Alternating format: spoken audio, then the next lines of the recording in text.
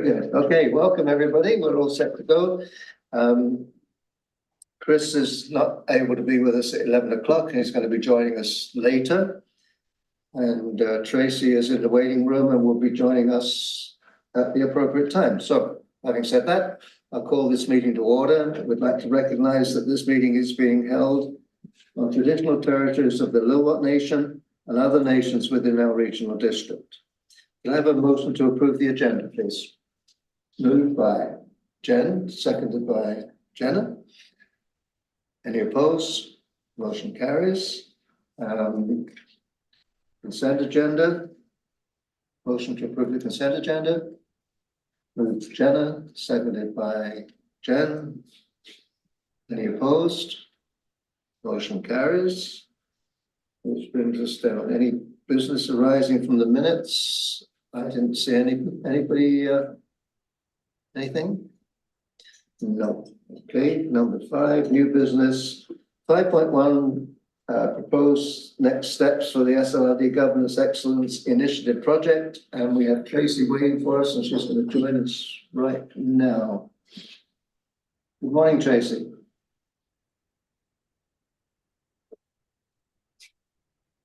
No? Loading. It's loading? Oh, okay. I'm here. Sorry about that. There you are. Good morning. Good morning. So we just got to the point where we're looking at proposed next steps for this Governance Excellence Initiative project. So maybe I'll ask you if you have some comments you'd like to make to us. Excellent. First of all, I'm delighted to be with you all again and really appreciate the chair's feedback, the chair of the committee, on some of the suggestions here. So I've been working with, are we okay using first names, or Ms. Paul? How do you refer in your committees? I've been using first names. If there's no objection, I'd prefer to continue that in a group like this. Thank you. I've had the opportunity to connect with Heather because, as you recall, this project sort of bridged your previous CAO departing, Nikki taking over, and Heather stepping in.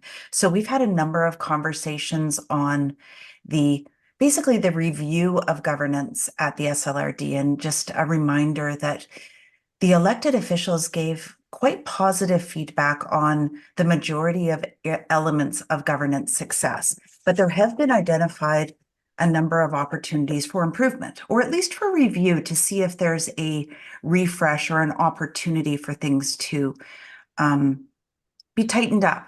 The second phase of this really went back and I've had the opportunity to look at Ms. Belshaw's report on some of the internal recommendations around policy and updates, and she's done exceptional work from my perspective in identifying basically the internal processes that support the board in its decision making.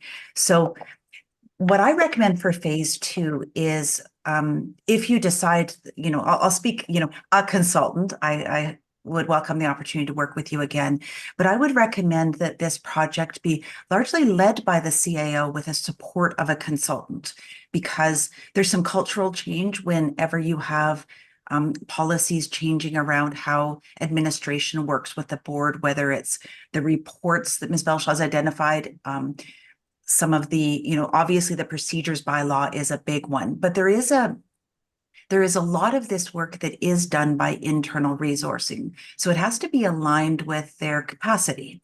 So I know you're considering a report a little bit later on about that, but some of the areas that were identified through the pre-work that I did, as well as the survey, was really looking at delegated authority, certainly delegation to the Electoral Area Directors Committee. I'm just looking at my other screen here if I look shifty-eyed over here, but also, how does this work align with the strategic direction? I've recommended to Heather that a part of this next phase is a review of policy decision-making. What are the criteria that the board considers in making decisions about what to move forward on? That links very closely to the work of all of the committees, because we want to make sure that the same questions are being asked at the committee level, and that, work is being delegated, not just to committees, but also, a consideration of the delegated authority to your CAO and through your CAO to staff. So there is a culture element of this. And what I've recommended is that we get direction from this committee and from the board on the work plan set out by Angela, as well as overlaying, remuneration is also a potential area of governance focus. It relates to, the roles and responsibilities of EA directors was one of the topics, if you recall, and just making sure that remuneration overall matches up to the demands of workload, which can mean increasing remuneration. It also can mean finding ways to reduce workload as well. What we don't want to do is have the job of elected officials be undoable by a range of different potential elected officials. So I've given Ms. Paul or Heather some directions that I think we could go on this, but I do know that delegated authority was an area of opportunity, certainly. I'm just looking through here. One of the things that Heather and I have spoken about is really making this an excellence in governance. How do you continue to be excellence versus being a large project that exists off somewhere in a consultant's office and isn't linked to the ability of the regional district to manage processes as they occur. I know that Heather's already very early in her time there been connecting with other regional districts about what they do. And so a large piece of this project would be looking at what is working in other areas and not blindly adopting those to the SLRD, but to checking those against your unique culture and governance, focus to make sure that those are aligned. So I guess I'm also here to get direction from, not necessarily at this meeting, but to take a look at the fact that there is this piece of work that certainly I can support with the CAO's involvement around even the work that has been identified in Angela's report, because those policies are living, breathing policies that impact behavior.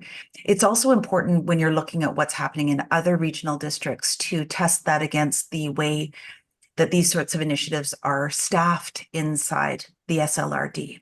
So I guess part of this is being ready, willing, and able, and hopefully being able to work with you on this phase 2, but taking direction from Heather on this around how an external consultant can support the work that she and her team have identified with the board. Versus it being, because I must admit the first phase really did fall through all of the cracks in some of the changes in that role. So really making sure that how staff interact with the board through your governance documents and policies is something that is both deeply understood by Heather and is reflective of the resources that are in place. That sounded like a bit of a word salad. So but I guess what I'm saying is I think there's some opportunities that came out of it. And I have given Heather just this morning some more information on areas that I think we could help. So I know that she's probably not even had a chance to look at that. The real, I think, starting points are with most regional districts are often how do the EA directors both get supported and support the decisions of the board, but also what are the appropriate parameters about other board members doing their fiduciary duty in getting engaged in issues that may seem highly localized in nature. So I don't know if that preamble is helpful, but I'm certainly here to answer any questions or receive any guidance that this committee, and I, again, did have a chance to have a brief discussion with Tony on Friday about this, which was super helpful. So I guess to you as chair, is there anything that I can provide at this point that would help this committee move this project forward? Let me ask the committee, does anybody have any questions for Tracy or any comments?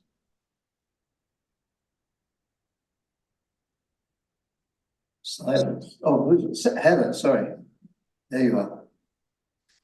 Thank you. Thank you. I just want to expand on that.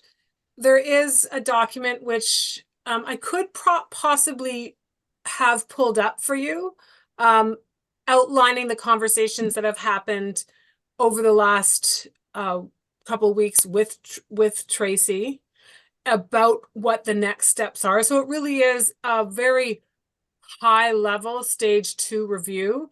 A lot of it is pulling from Angela's report and some of the recommendations there. So what I've asked is that to hold back on that phase 2 and get the conversations around Angela's report too, because it currently reflects that.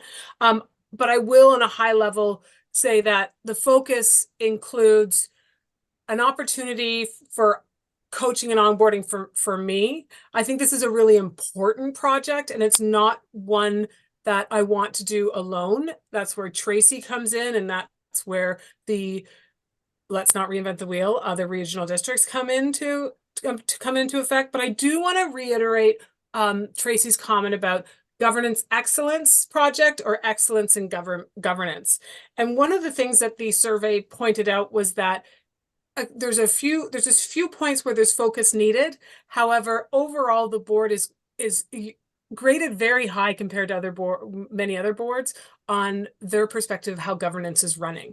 So the idea being that this be an iterative, constant project, and more of a work plan in our job to constantly be reviewing policies, going through our bylaws. And whereas the procedural bylaw hasn't been looked at in 8 years, how do we actually continue every 2 years to go through it? How do we collect the pain points through board meetings when procedural bylaw creates a pain point, and then every year analyze and make recommendations to this committee to make recommendations to the board? So it's the idea of it not being a governance excellence project, it being a iterative, continued excellence in government every day, because that is part of our role. I do have that report if people want to bring it up. It's a quick 2-pager. It reviews, but I could just outline it. Some of the committee. I've got it with the addition that you added this morning. Oh, Do you want me to bring it up? Chair, are you okay with that? Yeah, let's do that. Okay. Is that going to be And on then screen? Is that what you mean? Yeah, I believe she can. Perfect. There we go. And I'll mute myself and let Tracy go from there. Oh, no. I'm happy to go. So, so the first page is really just reflecting on what the prior report, about phase 1, the onboarding of me, and then the great work that Angela has done in the upcoming report. It also does outline that some of the work that was pointed that needed to be done was the electoral area directors committee mandate. We are looking to confirm the terms of reference there. I know there's a lot of talk. There's been feedback about job description that also can be inserted into a terms of reference if necessary, and that's where the role description is on the role clarity. The delegated authority conversation is just one option in the review of the EAD committee, and how one of the feedbacks was how can they be more effective, or what is the role and what are terms of references around there. I think we are, to be honest, there are no terms of reference for EAD. So that there needs to be that, because even in my first 2 months, well, what does the terms of reference say can't be answered really. So that's a key priority. And then in there, addressing the pain points about how we can optimize the EAD committee. And that can look like anything. It's not saying that delegated authority is necessarily the thing that's going to happen. It's looking at all the options, and that role clarity will really help with that. And then strategic plan, we've talked about this before. One of the things that seems to be a bit of a dam for other work to be done is let's get that strategic plan nailed so that it's something we refer to all the time. One of the things that policy decision framework is about, well, when anybody's asked, hey, from anywhere, from a constituent, from anywhere, how do I want X changed? I want this done. How do I get this done? In all of our decision making, we have this mapped measure of how do we make decisions? Is it on our strategic plan? What's the current work plan and workload? Does it follow our values and and there are other regional districts who have done this and actually put a weighted measure to it. So I would really almost like to introduce that so it has some consistency and really a great support for everyone who's talking back to constituents who say, why can't you just? Well, here is how we go through that. Here is how we collect the data to make data-informed decisions, and this is what informs us. That's also the policy decision framework, like I said. I know that there's talk about remuneration for everyone, and that's also going to be looked at with Tracy and I. And then the change management, something that, of course, you can have great ideas and great need to change, but you don't apply it, it's not going to change. So I think this just outlines the support that phase 2 is going to look at. And I want to reiterate that right now, should I be concerned about my workload if I'm taking this on? I'm not taking this on. I'm working directly with Tracy and with Angela and with the team, because change management starts right at the beginning with everyone on talking about what is excellence in governance every day look like, and what are the iterative changes we're going to make consistently throughout this year and the next 20 years to come to ensure we are constantly ensuring there's excellence in governance, and we're checking in consistently to see if changes need to be made as the world changes and as our process change. If that helps, hopefully. But yeah, this document would likely be edited and update by the end of this conversation, should there be anything from Angela's report that changes or recommendations are updated. And the But this blue, is, go ahead, Tracy.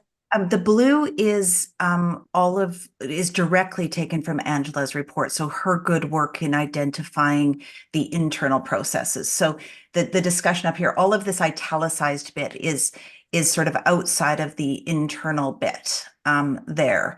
But you'll see this is really what you're talking about a little bit later when you go through that report, as well as some of these projects not in the departmental work plans, which, if you want those expedited, would require an adjustment, presumably, in discussion with Angela and Heather around some of these other things that have placeholders in folks' work plans. So I know I apologize for the short, for just sort of seeing that on screen, but Heather and I had been working on that, and as recently as about 20 minutes ago, getting some updates from her. So thank you for your indulgence there. Jenna, Jenna, go ahead. Thank you. Through the chair, appreciate the work that's gone into this, even if it is up to the last minute. It's good to have it as fresh as possible. I think that there's obviously a fair bit of overlap with the next or the subsequent discussion item around Angela's list. And I think one of my questions is just in terms of the overlap there. So from like the procedures bylaw, does that work inhibit us from moving the other pieces forward, or are they really complementary to one another and they can be done in parallel? If you're okay, Angela and I spoke about this, so I'm happy to answer through the chair. Go ahead.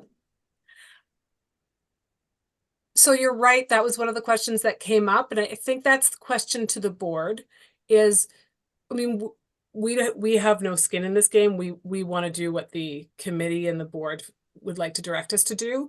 There's the beginning with the procedure bylaw really gives a new department that's learning a great opportunity to learn through that progress, and that procedures bylaw will do that. At the same time, the need pressure seems to be the EAD conversation, and really the root of what sparked a lot of this governance excellence project is what the data is showing. So the question to the board is, we can change that priority and move that one up. Does not preclude the bylaw procedures, does not need to happen first. The EAD can happen. Okay, that's helpful. And I'm assuming I don't need a full recap of the conversation that Tracy had with the EAD, but assuming that came up in this meeting with this committee, was that similar kind of challenge reflected in the conversation that you had with the electoral area directors committee? And that's why it's rising to the top, or is that still, like, I just want to make sure that the conversation that you had, Tracy, there is reflecting this priority as well. So through the chair, if I may, Please. this came up more from the comments on the survey. If you recall, there was a large portion of that was open-ended. And it didn't just come from the EAs themselves. It also came from other board members not knowing how much to step in on EA specific issues. To that respect between directors, to know that there's that fiduciary obligation to ask good questions about whatever's at the board table. And the policy framework that Heather mentioned will be really helpful on that, on what are the sorts of questions that a municipal director might ask of an EA. And so it's really just clarifying, and the EA is only one committee. It's one that in most regional districts, is quite an important committee, but that delegated authority to all committees is an important piece of that. But I think clarifying what decisions can, not just can, should the EAD committee be making to save, air quote, board time, but which ones, although, maybe not large financial issues, which ones have other policy issues that would, whether it's risk or other areas, and that policy framework would identify those sorts of questions about whether something would be more appropriately discussed at the board table. It's not, we want to be cognizant of keeping the board as a whole and not having, an EA board and a muni board, and then they meet and, at the table. So it's not, there was never, or at least I didn't take from the survey answers, any intention to, I didn't hear divisive language around that. It was really just about the most efficient way for decisions not to be redone at two tables. So either, the same topic might hit both tables, but if it's just a heads up at one and then a decision at another, saving the time of both you as elected officials and the board as a whole, as well as staff time. Because if we're redoing things at multiple tables, there is an increase in staff time required to support that. So we didn't do a deep dive in phase one into the nature of some of those, but other regional districts have found that having a set of policy questions really does say these questions can be most effectively dealt with at a committee. So it's not usually that a topic gets completely taken off by a committee, but the pre-work committees only exist to aid the board's decision-making. That's the sole purpose of having committees, is to move items along so that the board is better able to address them once they get there. So I don't know if that answered it, but it really came up more from the board as a whole. And again, from both municipal directors not knowing what they should step into from EAs at the board table, so having real clarity. So we are talking about the delegation to the EAD. The flip side of that is the collective board's engagement in issues that may seem local. There's sort of two sides of the same coin. That's super helpful. Thank you. Heather? Heather? Thank you. Sorry about that. It's through the chair. I do want to clarify when it comes to talking about priorities. I just want to insert that remuneration has come up, and the EAD review and the terms of reference there and the role description would inform that, would need to be done prior. It's that question of what is the work being done and what of that work is work on behalf of the SLRD, and then a review of the remuneration. Because you could look at it going, if you don't have this is everything that this is the role description, if you haven't confirmed that, you can't confirm remuneration, whether it be you're doing more work, so there's more, or maybe we need to control the workload to recognize the role, and then the remuneration reflects that. I just wanted to point that out when it comes to discussing the priorities. Thank you so much. Oh, Chris has joined. Welcome, Chris. Good to see you. Yeah, thank you. Sorry for being late. No problem.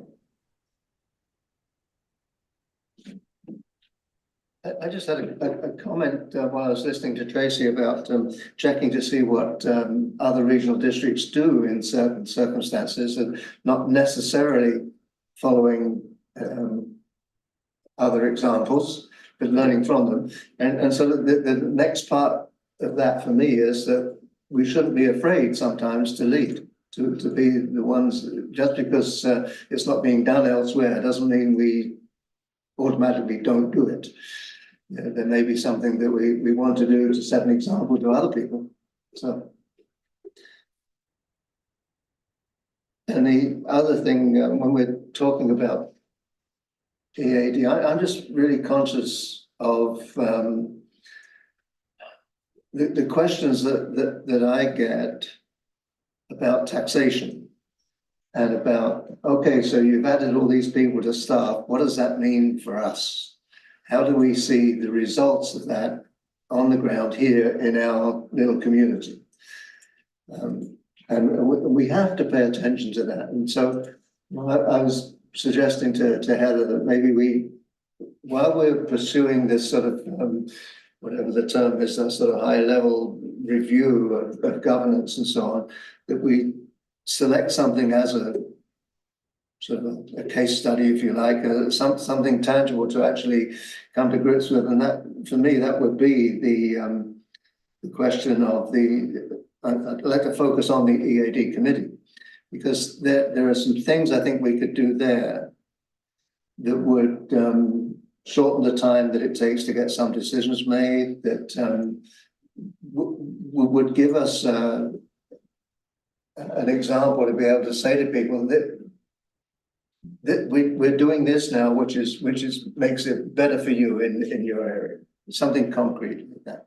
So while I think the overall long-term goal of looking at policies and procedures and everything like that's really important, I'd like us to sort of simultaneously select one thing, and I'm suggesting the EAD committee, and we work on that and come up with some sort of concrete proposal to the board. So I welcome some comments about that.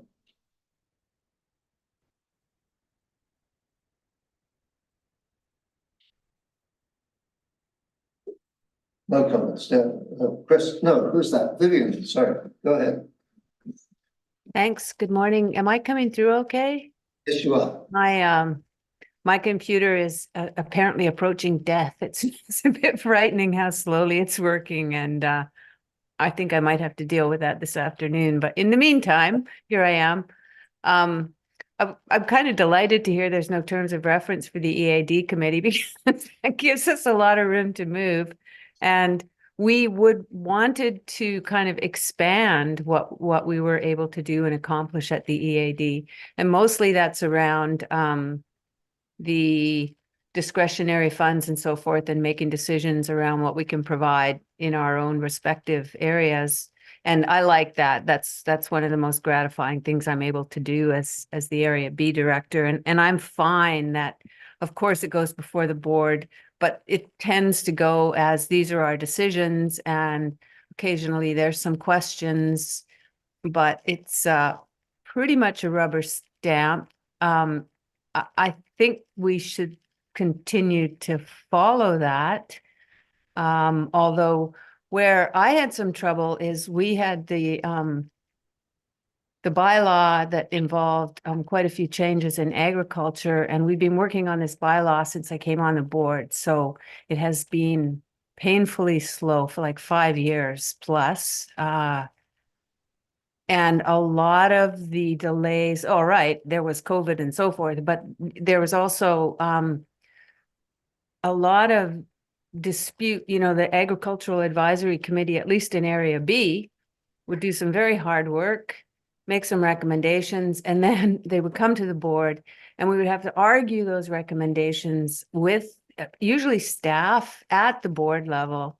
I thought that was not a good process. And I didn't think we were valuing the work of the committee as much as we should have. Of course, that's the area BAAC, so I have some bias there, but I thought that process was unnecessarily slow and, not streamlined. And so I know I'm jumping over to another committee because this doesn't usually happen with EAD. I feel like the questions that the board poses about things that we've recommended from the EAD are reasonable and well worth discussing. I'm trying to remember, and Tony or Chair Rainbow, maybe you will, we don't usually change decisions that have been made at the EAD, and in the end, most of, for example, the area BAAC committee recommendations were finally accepted by the board, but I felt it was really a difficult process and that we were definitely repeating work. And I didn't have all of the expertise with me. I didn't have the committee with me, but then I was trying to repeat some of the discussions that had been had at committee level, at the board level, and back and forth. And so I think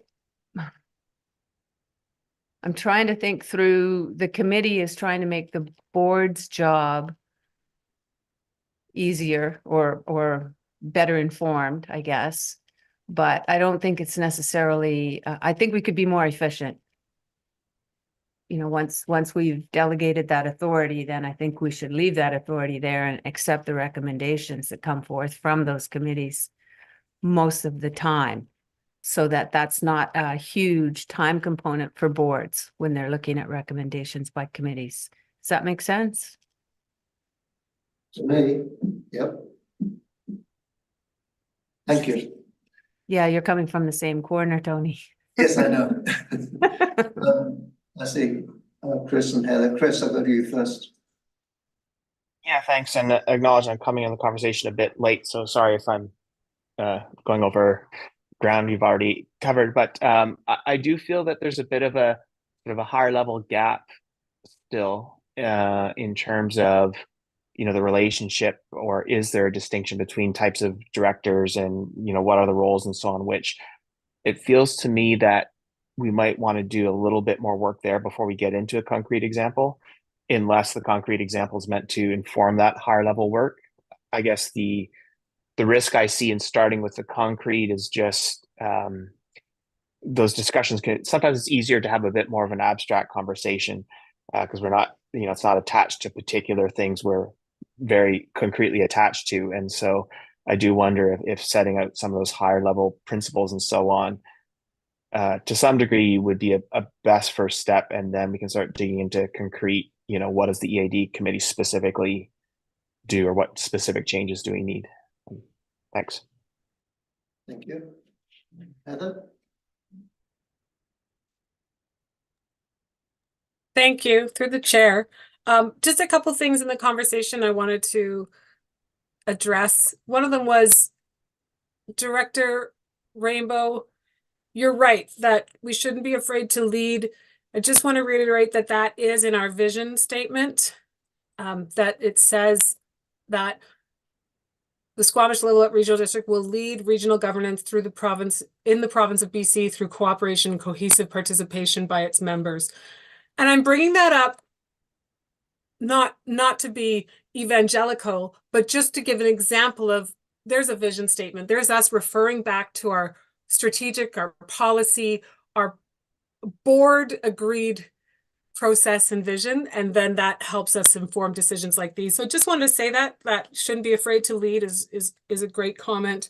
I do want to also just, and believe I'm new. I said I was 3 months in the job, but I realized I'm not 2 months yet. So I wasn't here for prior meetings, and the comment about the agricultural bylaw, I'm just curious, and I wonder if, because staff, and one of our conversations, and we have it, is we again,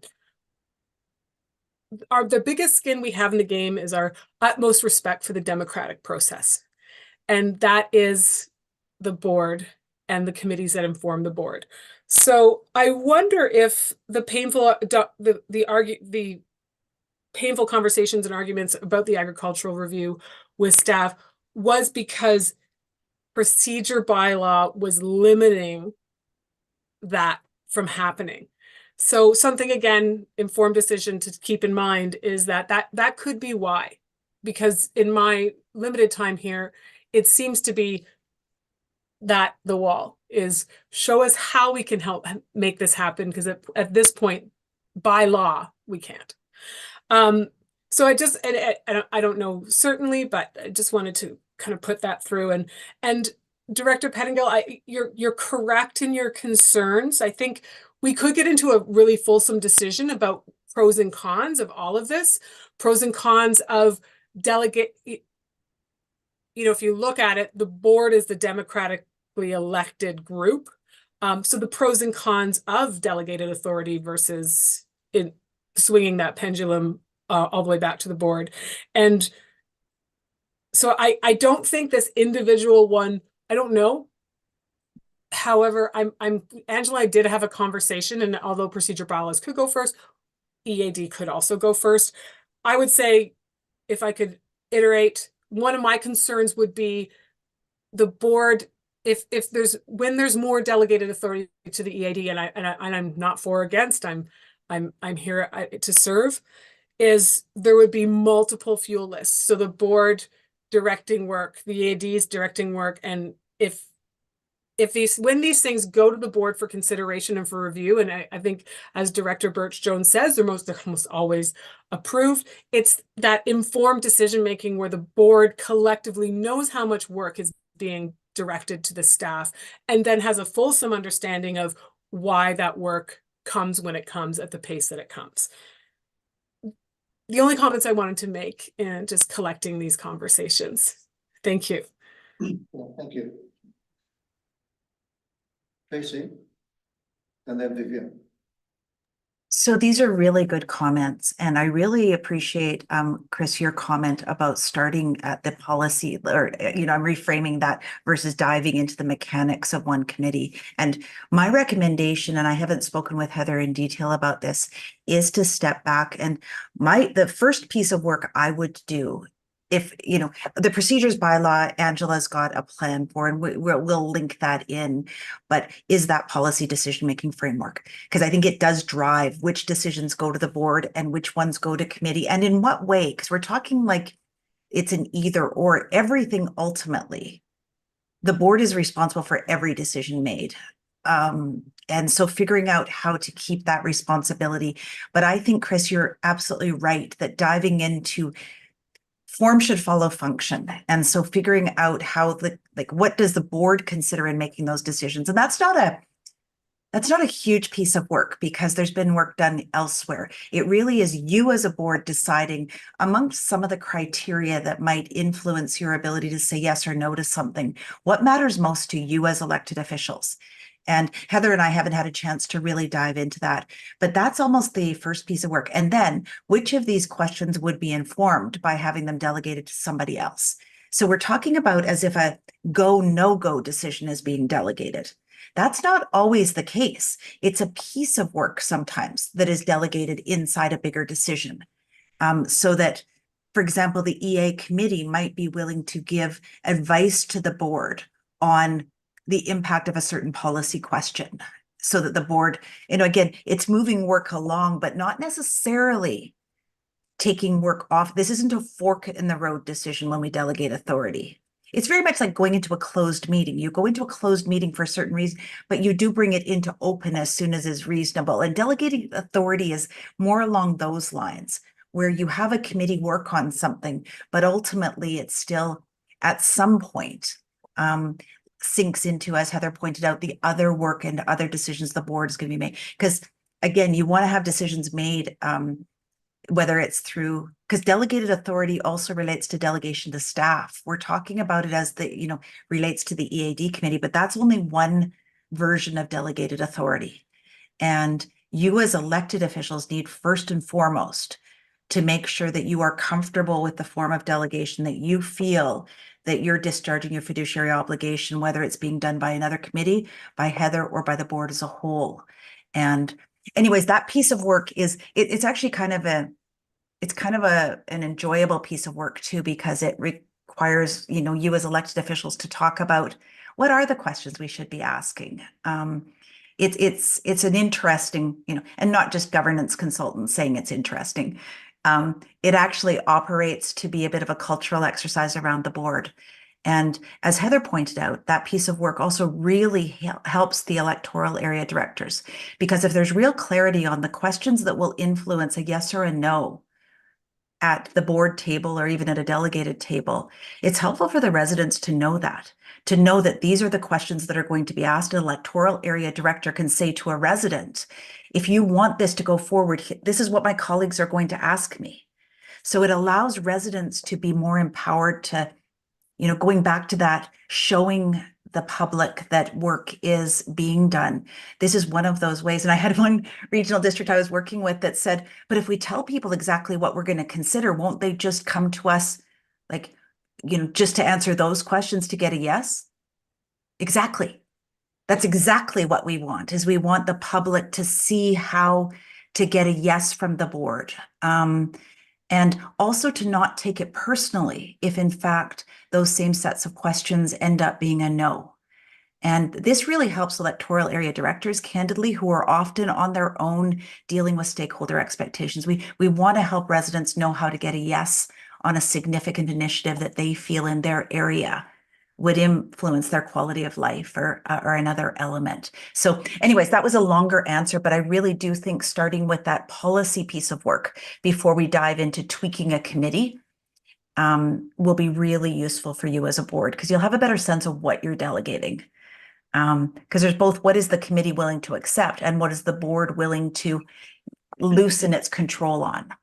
And a lot of this makes, the key to this though is making sure that the resources that staff are dedicating are carefully protected, because you do run a fairly lean shop. I also do want to point out that the question around agricultural and all of those sorts of things, when you hear Angela's report a little bit later, one of the things that is really hard on some of these timelines is that there's dependencies on others.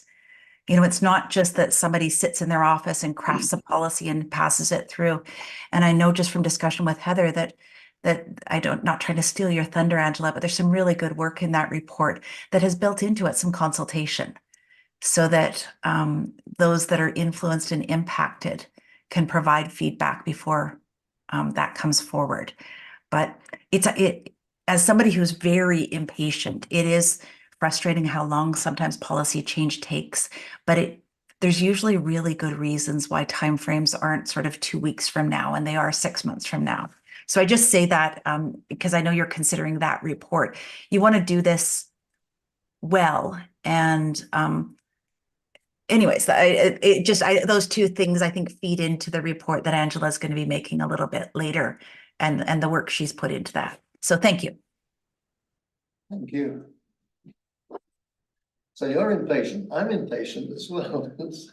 And I guess I was making that suggestion that we move forward quickly on something, because I can't count the number of hours we've spent working at the high level. And I know we've been grumbling about EAD for 10 years or 9.5 years. And I'd like something to change while I'm still on the board. So, so if we want to do something else first, I just urge us to get on with it and get it done. So, anything else, Vivian? Thank you. And through the chair, I just remembered when Craig came on board as the CAO, he immediately, I think it was Craig, decided that we were going to turf all of these various plans that we had and align them into one. Remember that? Mm-hmm. And create the follow-up action list. And so before that, each area director, we all had our own little work plans that we reviewed at the EAD. And they were wildly different because the 4 areas are so very different with different priorities. And part of this is just the nature of the beast of regional government, I suppose, trying to align those competing disparate kind of interests. So see where we go. Thank you.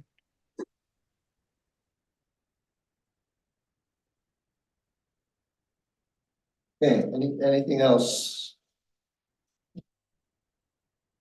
Then perhaps we should move on. Tracy, thank you very much. Are you going to stay with us, or are you? I don't think I will stay with you, but I will look forward to connecting with Heather afterwards to find out, what the next step. And I do think it is important, and Heather and I will work on this to have a little bit more of a time frame on these elements, because when we give you a list, Angela's done a very good job on the items that are on her report. But Heather and I can pull out the italicized items that we showed you, including the EAD review. But we can give you a little bit more of a timeline on those as well, because I do hear that talking about governance is not the same as governing. And we want to make sure that the verb is changing, not just the noun, and how things operate is efficient and understandable, and also very reflective of the resourcing that you have with your staff. And I keep saying that not as an excuse to slow things down, but because you as a board can increase resourcing and speed things up around, more projects for EAs and that sort of thing. There's always that option as well. And I know that Heather's already in conversation with other regional districts around how they manage some of these things. So a really good timing in a way on this, even though it feels like you've been talking about it for a while, because having Heather inextricably involved in this is really, she's got such a great wealth of experience, but not as much background in regional districts. And this is going to be a really good opportunity to connect with her colleagues around best practices and to know, who's great. And she's already, I know, built those relationships in her short period of time here. So anyways, thank you for having me. And I'll wait to hear from Heather about, how the report from Angela goes and what happens next with all of this. Okay. Tracy, thank you very much. It's been a Thank you pleasure very much. My pleasure. meeting you here. We'll see you again. Bye-bye. Bye-bye now. Okay, so moving on, 5.2 CAO verbal update. Hi, everyone. I think just more fulsome to this conversation. I did update a lot of it already in the prior conversation. I would like to just recognize, really happy to be part of this my first meeting of Policy Development and Governance Committee. And I want to just recognize that I'm collecting information and learning right now, and things might slow down as I onboard, but they are in the end goal to speed up and create more efficiencies. So just recognizing that, and otherwise nothing new to report. Thank you very much. Okay, thank you, Heather. Next, request for decision, governance excellence initiatives, prioritize work plan. Would you like to say something to us about this? Thank you, Chair. Good morning, Angela Belsham, Director of Legislative and Corporate Services. So in follow-up to a previous recommendation of the committee, staff have developed and prioritized a list of governance excellence initiatives as attached to the report.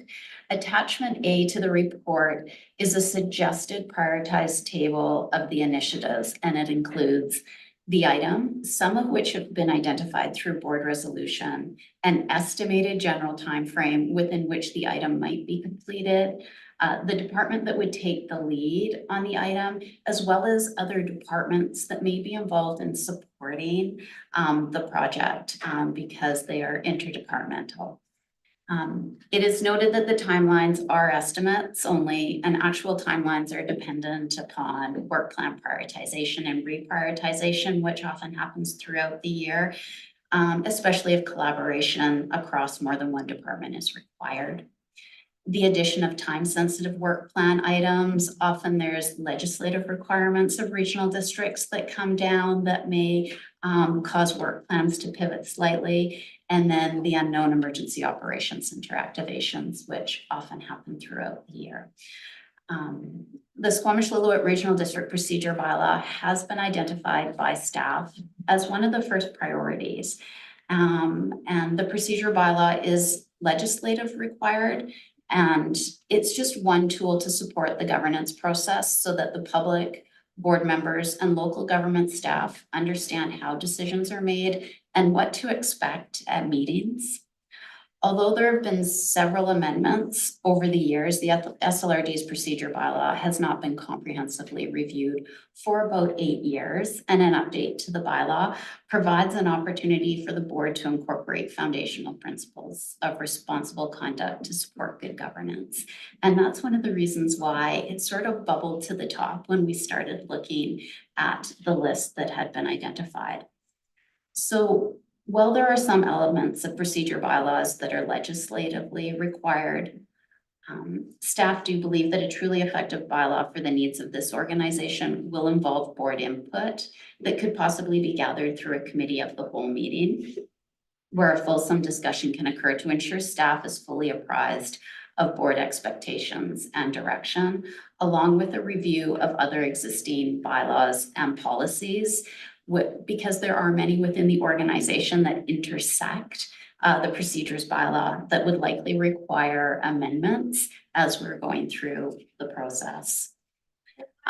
As a starting place, the project will entail reviewing other organizations' procedure bylaws to identify common practice and favorable templates. However, the review provides an opportunity for the board to embed specific values that they wish to see prioritized, such as efficiencies, innovation, accountability, collaboration, leadership, transparency, respect, integrity, and public engagement. So the procedure bylaw review will also introduce a valuable learning opportunity for a newly developed department to be involved in project coordination. And it could be run through the newly developed SLRD engagement strategy that was provided to the board in December 2023. So therefore, the estimated project timeline is suggested that it could be completed likely within a 1-year period, but certainly a condensed time frame is possible, depending on the level of review and involvement suggested by this committee. Once it is updated, staff would suggest biannual reviews of the bylaw to ensure it continues to support good governance in the regional district and it aligns with legislation. So while the report before you outlines the recommendations of staff in relation to priority project and timeline, the work plan is being presented to the committee for review and reprioritization as required. And I'm happy to answer any questions you may have.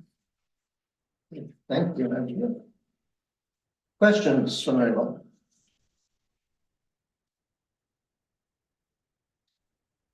I just have a question about the priority and the time frame. Is that set out so number 1 will be done before number 2, and then 2 will be completed before number 3? And Through the chair, that's a great question. So number 1 was the procedures bylaw. However, the ones that are at number 2, which are the electronics meeting policy review, as well as the new electronic delegations policy, they intersect with the procedures bylaw. So they would come into play as we're looking at the procedures bylaw within that timeline. But really the estimated timeframes, they could be like from when you start a project to the end, but many of them will intersect. And it also depends on work plan as well. So whenever there's opportunities for other pieces of work to jump into predominantly legislative and corporate services where majority of the policy work sits, those projects can start. okay, thank you. Chris? Yeah, I'm just sort of looking through the list, and I also see there's a a secondary list in the report. And it has policy manual at the top. I don't think these are prioritized. They're just sort of other things we've talked about at various points. And I am wondering, to the discussion we just had, that sort of, I think, higher level piece, which I assume is probably the policy manual. I can't actually find it, trying to search for it, but that like some of the stuff in the prioritized list seems that staff could actually get a lot further with a little less board dependence. Obviously, definitely board input and decisions are needed there, but this sort of high level policy, or like what are our roles and so on, those sorts of things, to me, I think that's policy manual. And so I'm wondering, I guess, is this more of a staff work plan versus the committee work plan? Because I feel like that sort of overarching bit of work is something that we as a committee need to tackle first or earlier on, possibly.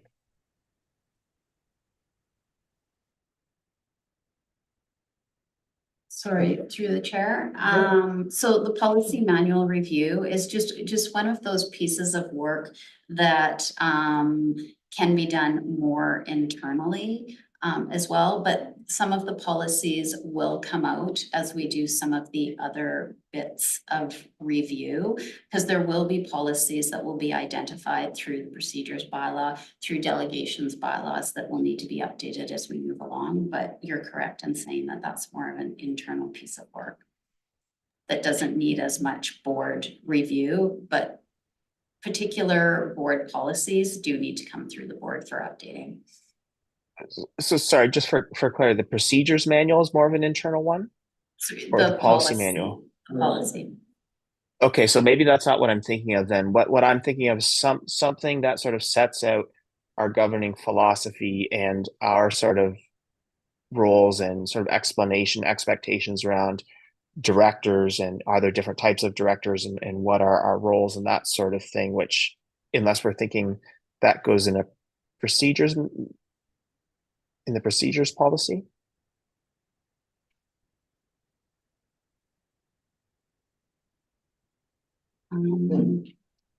Through the chair, we do have like, is it terms of reference that you're speaking to for each of the committees and the board?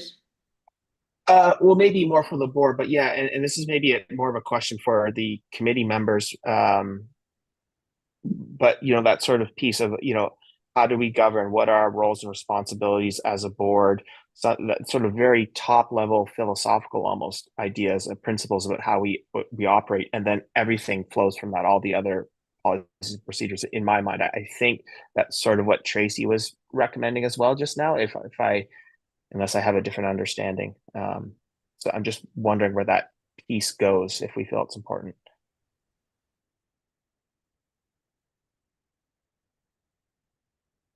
So, Chris, essentially, we've got two things here. The potential, the attachment in Angela's report really is looking at staff work, whereas what you're talking about now, Chris, is more the committee's work. Yeah, and just trying to clarify that there are two things, and we will get to the committee prioritization at some point, I guess. If Yeah. Okay. I got Jenna and then Heather. I did have another question, but just in reflection to Councillor or Director Pettingill's comments, I think it's really challenging. I think that there's two different things. Like, staff work is like anything that comes out of this committee is staff work. And I think what we're trying to do is prioritize where can we update our policies and our procedures in a way that best reflects and addresses some of the challenges that we have identified through the survey, through discussion. To CAO Paul's point earlier, in terms of making sure that this becomes not just a one-off project, but something that is long-lasting and iterative in nature and becomes part of our internal processes, just doing good governance, because that's the work that we do. And so I think if I hear you correctly, Chris, what you're looking for is like a statement around how we govern. I think that that's held within our code of conduct policy and our procedures bylaw is how we actually run meetings. That really variability of like how we're going to conduct ourselves, how we govern, will vary board to board. Realistically, it depends who ends up sitting in these chairs. We can set levels of expectation and standard. I think it has a little bit of intersection with onboarding. But I don't like, I would be really hesitant to come up with like other than like a refreshed onboarding manual, perhaps. I would be really hesitant to go and actually like write out a vision of like how the SLRD board governs per se. I think that's where our policies and our procedures bylaw come in, to really put that together. And then it's up to staff on onboarding to ensure that new members who come to this board understand what those procedures are and keep them up to date so that they're as reflective of current practice as possible. That's just my initial reflection on that. I'll hold my other question to later. Heather and then Jen. No, Director Stoner pretty much summarized what I was going to say, so thank you. Just to reiterate, I believe the code of conduct and the procedure bylaw take some of that. I also believe that in the process, in phase 2, it's a analysis of, there's a request to analyze the EAD's roles and responsibilities, and that in turn will include board, because you can't consider one without the other. Yeah. So thank you. Yeah. Jen. Thank you. It might be too granular to make or to have a conversation about it today, but there are components of the procedures bylaw that changed because of COVID, because of electronic meetings. And when you read through the whole bylaw, it's rather complicated. It doesn't need to be so complicated, in my opinion. And so I'm hopeful that there is an opportunity. And it's not necessarily that I want staff to, add a pile of work to their desk, but, as I've gone through it and sort of highlighted sections that I feel nothing really conflicts with each other, but it adds more language to a bylaw that makes things cumbersome. So, for example, the flow of an agenda often is a challenging piece for us, that I'm hopeful we can simplify the bylaw, not to leave it gray or vague, but to simplify it to a point where the staff and the chair, or the staff and the vice chair, can have, can make it simple and also flow the meeting in a way that makes sense, and not so stringently prescriptive of when a letter is considered, or et cetera, et cetera. Like, there's some really complicated pieces to it that's what I was hoping to get out of the procedures bylaw review. And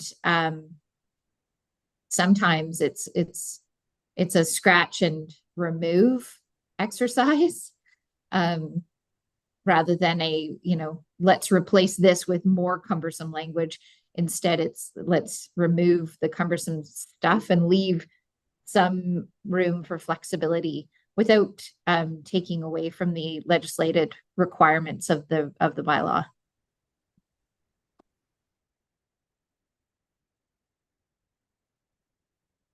So is that something you're suggesting staff should do right now? Or is that something that this committee should be involved in?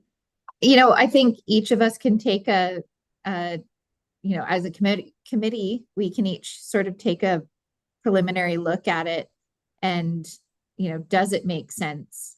Is there stuff that we could remove and then propose amendments, rather than, and I don't want to oversimplify the work that's required to do that.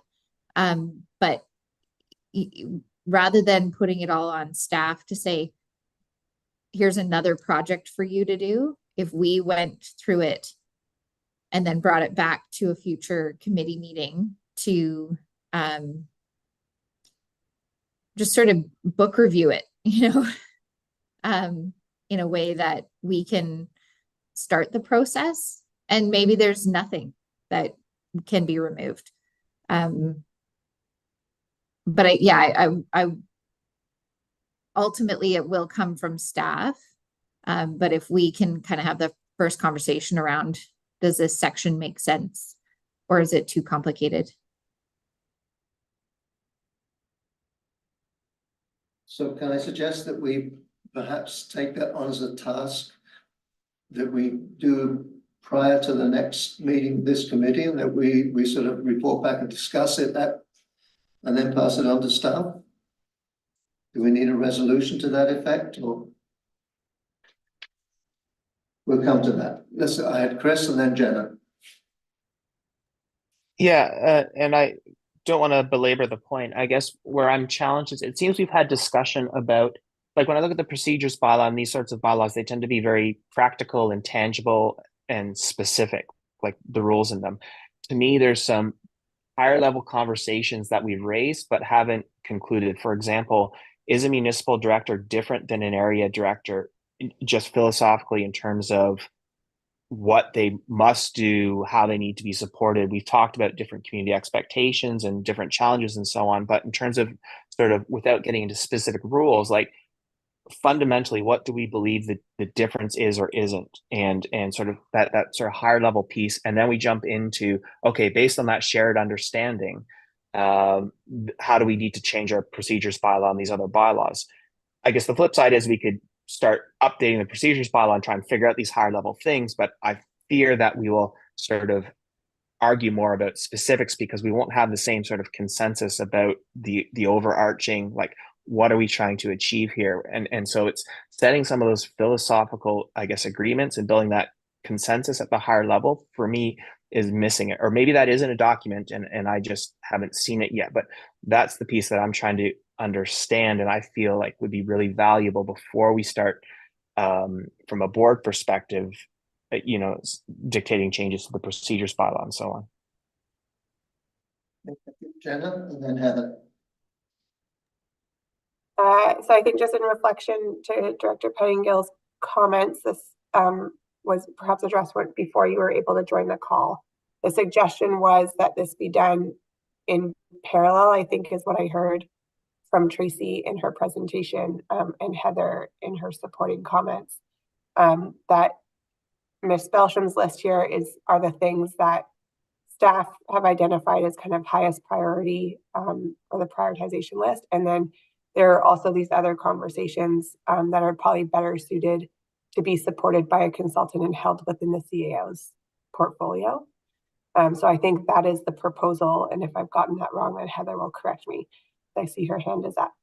I just wanted to also reflect on Director Ford's comments of this committee taking a first stab at the procedures bylaw.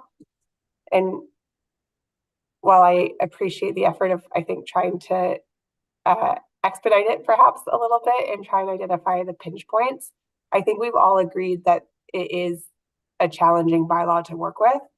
And so I just question the strategy of trying to get the committee to do the work first, as opposed to staff who have a depth of knowledge of other procedures, bylaws, what have worked, who have worked with it really intimately, to bring that back to this committee of like, here are the areas of proposed change. I just think that we might end up spinning our wheels and directing staff in a direction that, because we just don't know what we don't know. So that would be my one hesitation to the proposal that was put forward. Thanks. Heather. Thank you. Through the chair. Director Stoner, great summary. I think one thing that we haven't had a chance to address, though, internally with staff is the timeline. So there will be staff more added pressure by doing EAD in conjunction with the procedural bylaw. Director Pettingill, that higher level conversations, you're absolutely speaking to the report that Angela's presented when she was talking about having there is an option to do the procedural bylaw way faster. It's the cookie cutter effect. What do other bylaws look like in other regional districts? A comparison analysis, recommendations, bang. Discussion, bang. And there's also what Angela's proposing, which is about what are the values of what is our overarching direction? Exactly what Director Pettingill was saying. Fundamentally, what questions do we want to answer in this?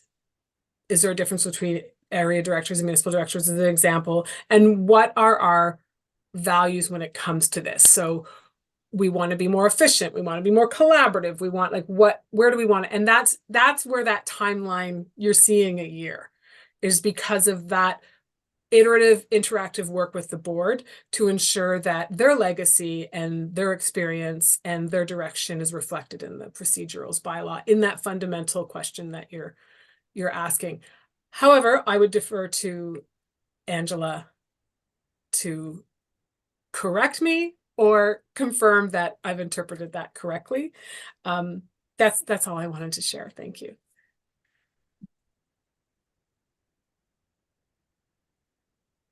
Thank you.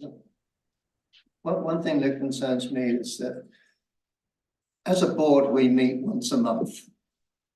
As a committee, we've been meeting every 2 months. If we don't focus on something and get moving, we're talking the end of this term before we've accomplished anything. Yeah, let's have some philosophical discussions. I'm quite happy to spend the whole day of committee of the whole talking about the difference between municipal and EA directors. And in my view, there is a difference. I don't think we can deny that. But I'll go back to the comment I made earlier. I've got people asking me, so you've increased your salaries by hundreds of thousands of dollars. What's the effect on the ground here in my community? And we have to pay attention to that. We have to deliver more than we are delivering right now. Jenna. A comment in reflection to your point, Chair Rainbow, and then a question. So I totally hear you, and I agree we need to have good messaging as to why our budgets are increasing. I don't think that's any different in an EA than it is in a municipality. I hate saying this out loud, but the vast majority of the budget for the SLRD comes from the municipalities. And we get the same questions that you do.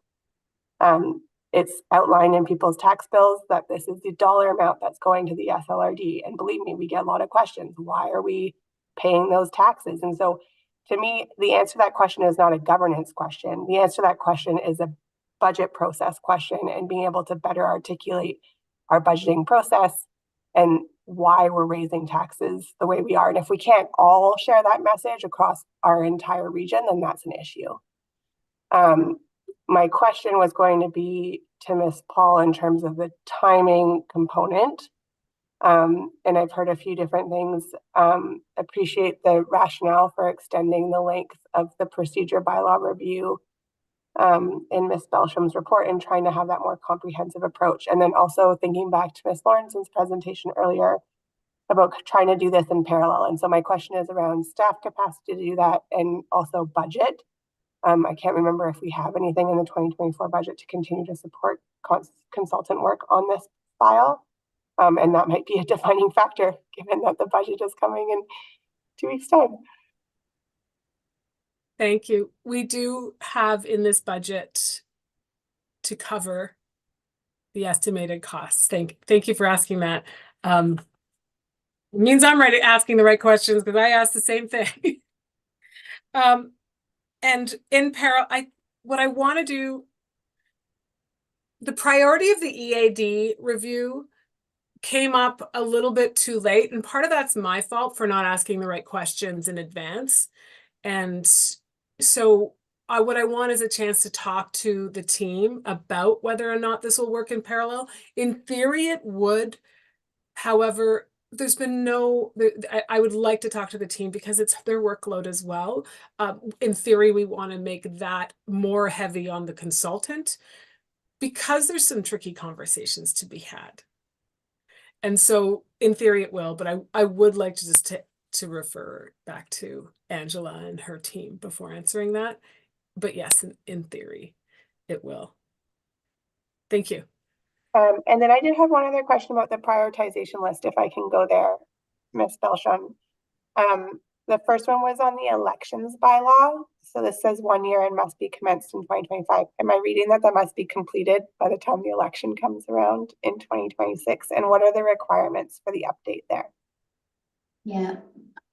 Thank you, through the chair. I have not yet had an opportunity to take a look at the requirements. I have had conversations with the past director of Legislative and Corporate Services in pulling together that estimated time frame. And so she has assisted in informing what that could possibly look like, but I don't have all of the details associated with what that may entail, but I do understand it is fairly comprehensive. And then there are legislative requirements that are updated between now and the election that could be unknown at this point. So there is a fair amount of buffer worked into a number of these timelines for a lot of the reasons that there's legislative requirements that are unknown. And then also, you know, the EOC activations, if our department gets FOI requests, which can sometimes second staff full-time into that sort of stuff. So I have put in some fairly generous timelines of which can be updated and be brought back in future reports to the committee so that we've got better understanding when we've got some of those projects that are that far out. That's fair, and fully appreciate the need to manage expectations amongst the changing work plans. So thank you for building in those buffers. My other question was just on the projects that were not identified on department work plans. And this, I think, goes back to Chair Rainbow's comment.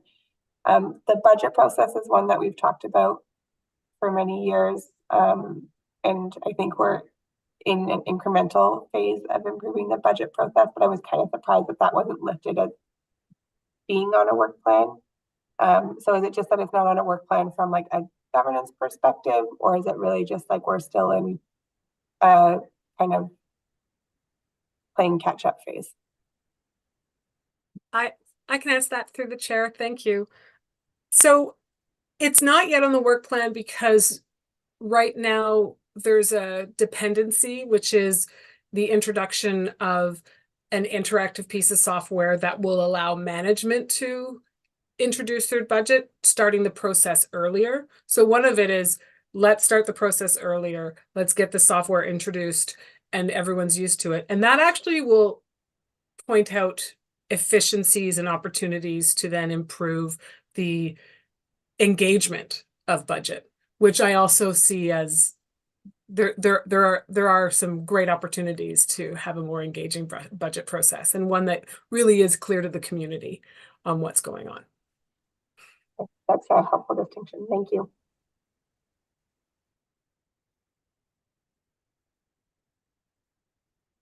I'd like to make another comment.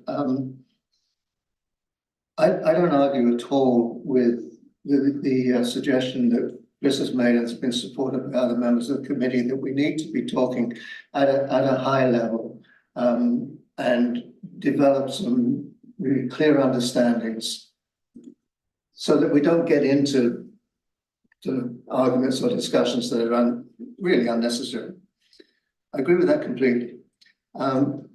Let me tell you a story about something that happened long before any of you, and I'm looking around the screen and around the room, before any of you were involved in the SLRB. When I first started, I'd go to an EAD meeting and we would have a delegation present that would spend 30 minutes doing something with us. And then I go to the board meeting and that same delegation would show up. So EAD committee, we were getting presentations twice. And sometimes when they showed up at the board level, other board members were saying, why did we need to know that? It was dysfunctional. It was ridiculous. It was taking up way too much time.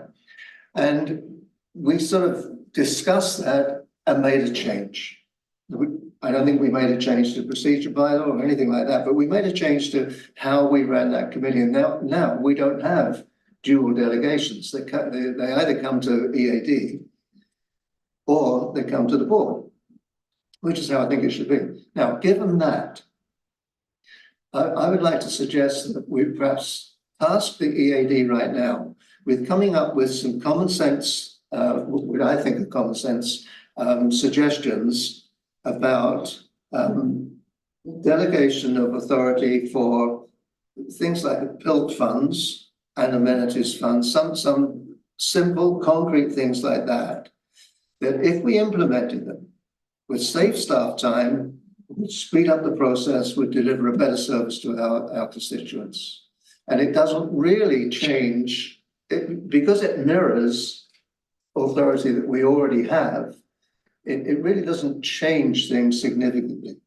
It doesn't get in the way of the overall task that this committee and the staff are undertaking. So I don't want to go ahead and do that without some sort of approval. So I could bring it to EAD and then have it then come through to the board. If you think that's reasonable, I'll just throw it out. Jenna. Just seeking clarity on that, is that not part of EAD terms of reference confirmation and review? Yeah, So I'm just curious, and like, I think that's what's on the table. I'm just wondering if what you're considering is something different than what is on the table. I've just been thinking of taking a small section of what will become a much larger picture. And it wouldn't, I don't think it would influence or interfere with the process at all. But it would have an immediate effect,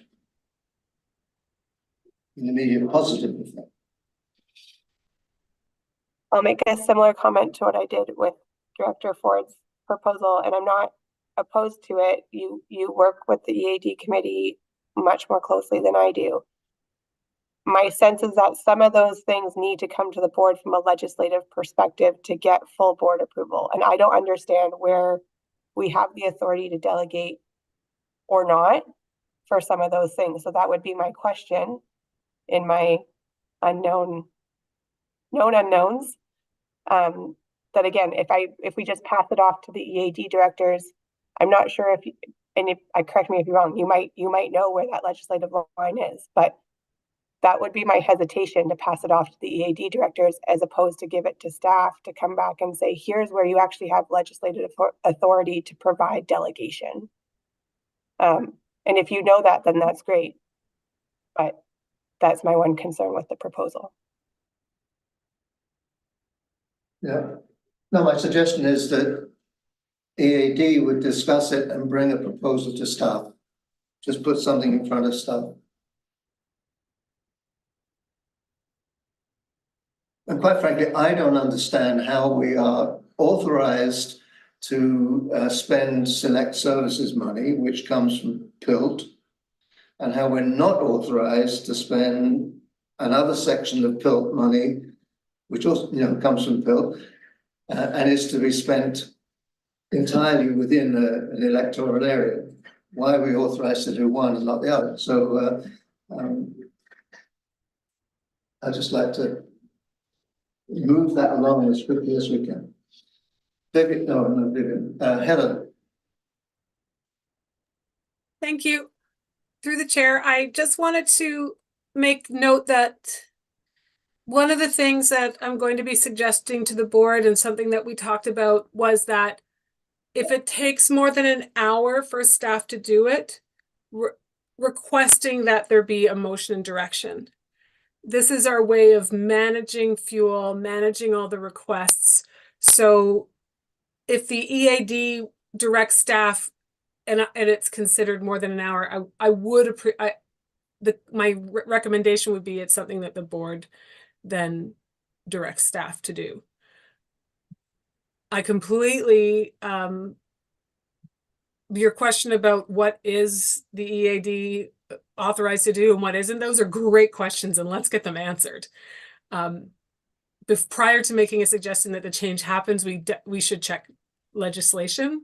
And I totally agree with your questions, Tony, about just wanting clarity. Sure. Vivian, did I see your hand? Well, it was just briefly up because I certainly remember asking those questions of CAO Flynn when I first came on and kind of trying to get my head around why things were that way. And I was really pleased when we changed some of the rules on how some of those funding decisions were made. And I thought it made the process more efficient. And I'm following your thinking, Tony, and I agree with it. But yeah, we should check on the legislation, and the fact that we don't have terms of reference would explain why we can't refer to our terms of reference, which I think is pretty funny. Okay, thank you.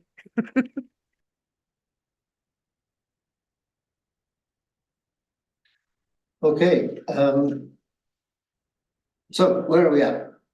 Angela, do you need any direction from us, like any specific direction? Thank you. Through the chair. So in the report, it is a request for decision. The recommendation is that the prioritized list of governance excellence initiatives be approved as presented. However, there are options in the report, providing the committee an opportunity to reprioritize the work plan as you see fit, or other options as per committee. Okay, committee, you've heard Angela, you've read the report. We need a resolution to give staff some direction. Jenna. So my one concern about passing the motion, the staff recommended motion in the report, is that the EAD mandate and the PVIS mandate are listed as 5, and there might be an opportunity to move those up. So I just want to make sure that that gets captured in my motion, I guess, if I'm going to put a motion on the floor. If my question is to staff, is that correct that there's the option to move those up from priority 5, pending some discussion with staff and the consultant?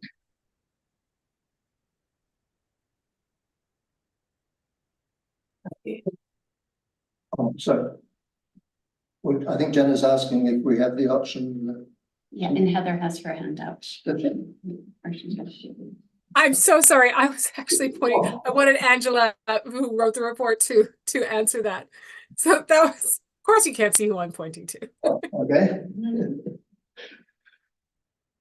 Thank you. Sure. Through the Thank you. chair. Yeah, there certainly is the opportunity for staff to meet with CAO Paul after they meet with the consultant to change the prioritized list to ensure that it incorporates what we've heard from the committee and reprioritize the review of the EAD mandate to ensure that that is prioritized as well. And I do believe there will be that opportunity to look at both of those in concert if we are getting the support through the consultant as well. I think I have a draft motion, but I'll let Director Pettingill speak before. Sorry, Jenna, I Yeah. didn't catch that. I said, Okay. I think I have a draft motion, but I'll let Director Pettingill Oh, okay. ask my question. Chris, go ahead. Yeah, thanks. I just want to make sure that I understand given the conversation. So I think I heard 2 things. One, that we might do some of the higher level stuff I was speaking about in parallel to this list. And the other, I think I heard, which is that in the list as for the report, part of the early work in the procedures bylaw is developing some of these higher level things. So the higher level sort of philosophy or whatever, that would still come first, even in the prioritized list, I think is what's being proposed. Is that accurate?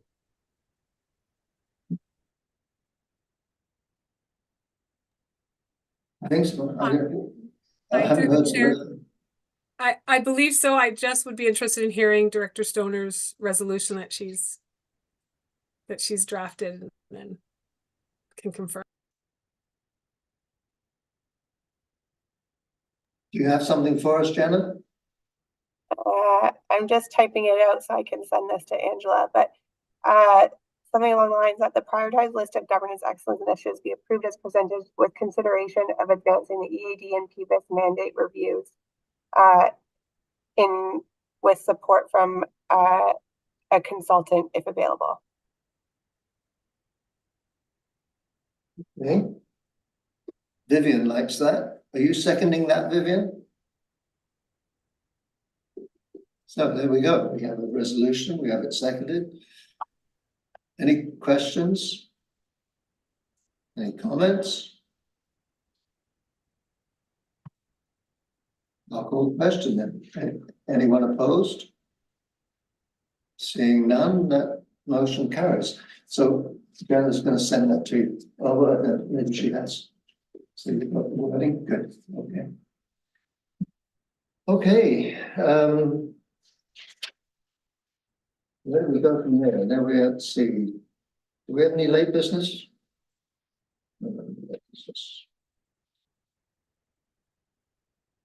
So unless anybody else has any comments or questions stemming from the report or any other resolutions that they want to make, we are at the end of our agenda. Anything, anyone? Thank you to Jenna for carefully crafting that resolution. Chris? Yeah, just you made a comment earlier, Chair Rainbow, that we've only been meeting every 2 months. I'd understood that wasn't our intention. We were hoping to meet monthly, and I just want to confirm. I know we had some scheduling things. Are we thinking every other month, or we are going to try and aim a bit, once a month? I would hope once a month if we can.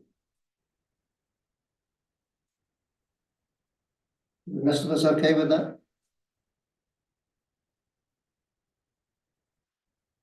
I think it's easier to have it in the calendar and cancel it if there's no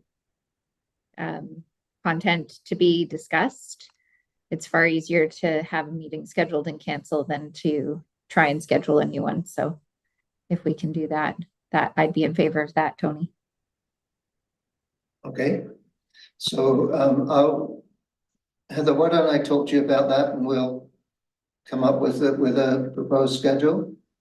Thank you. Yeah. Okay. Anything else?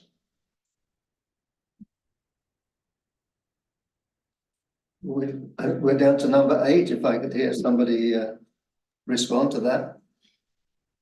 Would you like a motion to adjourn, Director Rainbow? Someone, yes. Second. Yeah, steal your thunder. A motion to adjourn. Okay, thank you. We're all in favor. Very good. This meeting is terminated. Adjourned.